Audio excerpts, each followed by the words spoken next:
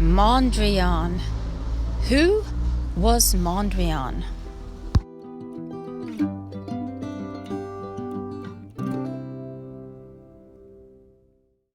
Hi everyone, this is for Bridge, and this is a very quick little review on our sculpting with wood.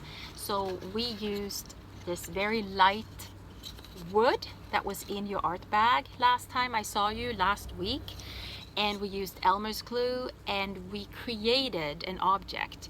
So it's important that you have good glue for this, so that's why I asked everybody to get Elmer's glue. If you use the glue stick, it's gonna work, but it won't stick for very long and it's very fragile.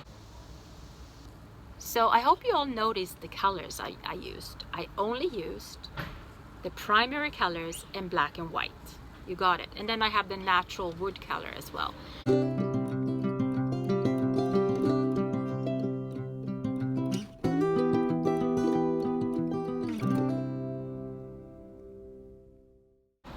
I'm playing around with colors. I'm putting them in different places, making a certain feeling. So if you have paint at home, if you have tempera paint, feel free to use it, because tempera paint is perfect for this wood. If you don't have it, use your markers that I gave you, and you're going to find areas that you want to color in, and first you're going to fill it in as much as you can with the marker. Once you put a little bit of water on it, you can spread it out more evenly and it can look really nice. So this is an example of Mondrian's beautiful paintings that he made out of squares and rectangles and lines, vertical lines and horizontal lines, and this is my take on it. So this is my frame inspired by Mondrian's work. So this is my take on Mondrian. What is a collage?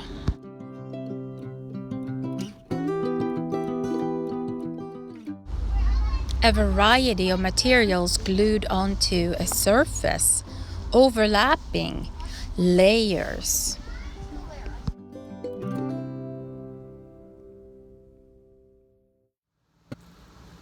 Hi Bridge! Today we are going to create a collage. It's going to be very simple. We're only using white and black.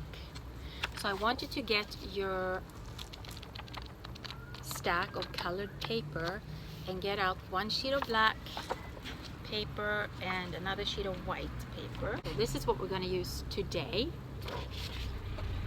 And I am going to draw a pretty big circle right here. So if you can do that with me and draw it in the same place on your paper, same spot. After that, we're going to draw 4 circles that are slightly smaller than this one. So I'm going to do one here, one, well that's way smaller. I meant a little bigger. So that's 1, 2, 3, maybe 3 is enough. So I have 1 large, 3 that are slightly smaller than the large one, and now I'm going to make 3 of this size. So every time I draw new circles, they need to go down in size and get smaller and smaller.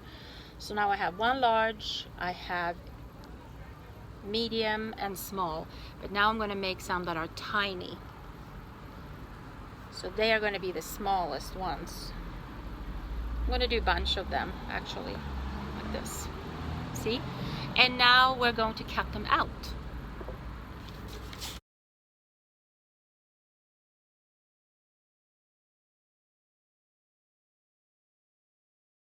So now you need a glue stick and the white piece of paper, and we're going to glue this together, making it feel like something is moving. So here is my white paper, and let's decide that we will start working from bottom going up. So we're going to start in the lower right hand corner, and I'm going to glue my very large circle down here.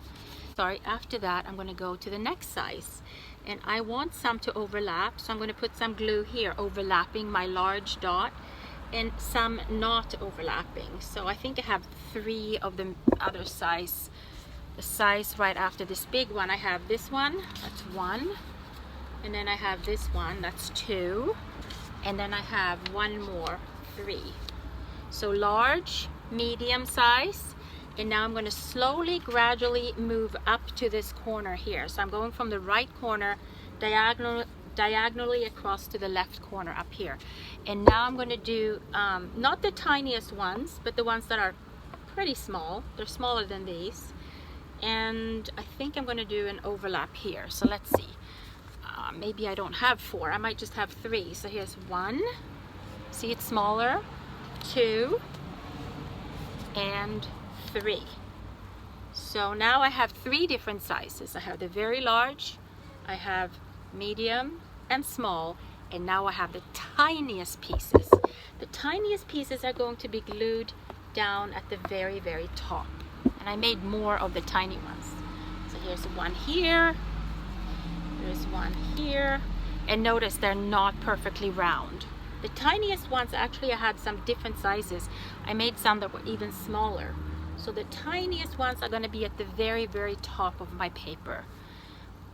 So by changing the sizes gradually, it creates the illusion of movement, like something is falling down.